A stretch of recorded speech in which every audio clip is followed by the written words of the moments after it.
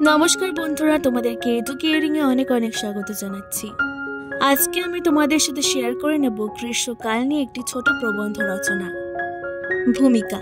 আমাদের দেশে 6টি ঋতু দেখা যায়। এই 6টি ঋতুর মধ্যে বছরের প্রথম উষ্ণতম ঋতু হলো গ্রীষ্মকাল।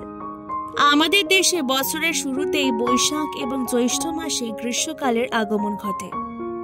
এই সময় সূর্যের তাপ এত প্রখর হয় যে চারিদিক রুক্ষ ও শুষ্ক হয়ে ওঠে।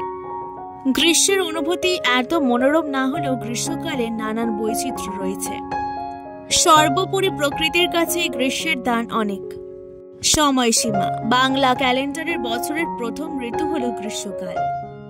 আর এই গ্রীষ্মের মধ্য দিয়েই আমরা নতুন বছরকে বরণ করে নিই। বাংলা মাসের বৈশাখ ও জ্যৈষ্ঠ এই 2 মাস নিয়ে হয় গ্রীষ্মকাল এবং ইংরেজি মাসের মার্চের শুরু থেকে মে মাস পর্যন্ত এই ঋতু বিরাজমান।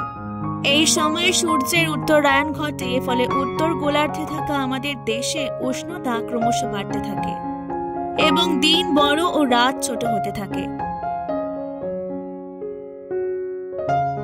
গ্রীষ্মের প্রাকৃতিক রূপ। চৈত্র মাসের মাঝামাঝি থেকে বসন্ত তার বিদায় জানিয়ে গ্রীষ্মের আগমন ঘটে। বসন্তের বাতাসে একটু একটু করে মিশতে থাকে উষ্ণতার ছোঁয়া। সূর্য তার তাপমাত্রা ধীরে ধীরে বাড়াতে থাকে।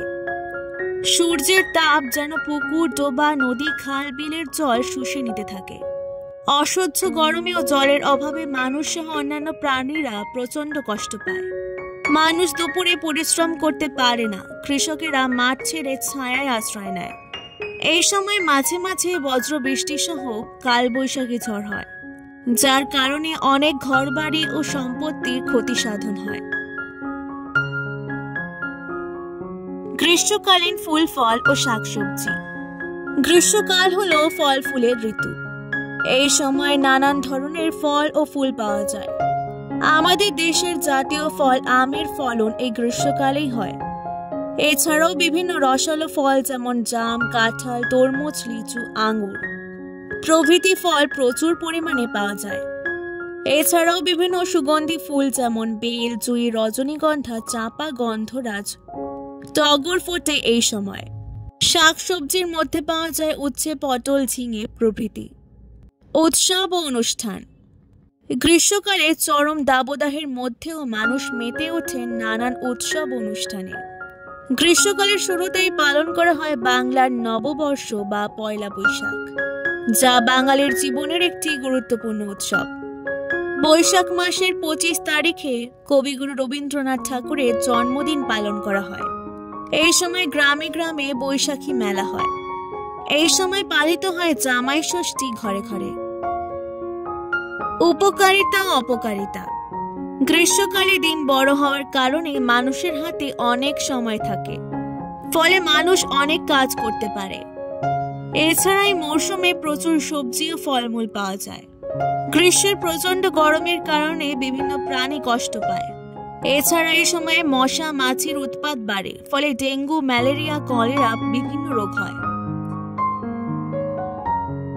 উপসংহার। গ্রীষ্মকালের তাপ এবং দাবদাহ আমাদের কষ্ট দিলেও গ্রীষ্মের জন্যই আমরা শীতকালের আমেজ অনুভব করতে পারি। গ্রীষ্মকালে আমরা সবুজ শাকসবজি, ফলমূল উপভোগ করি। নতুন বছরকে স্বাগত জানাই। গ্রীষ্মের ঋতু বয়ে আনে রং ও প্রাণের বাহার, তাই বারবার প্রতিবার বলবো, এসো হে বৈশাখ, এসো এসো। আজকের এই রচনাটি ভালো লাগলে অবশ্যই এডুকেয়ারিং কে সাবস্ক্রাইব করে দেবেন, লাইক, কমেন্ট ও শেয়ার করে দেবেন। অনেক অনেক ধন্যবাদ।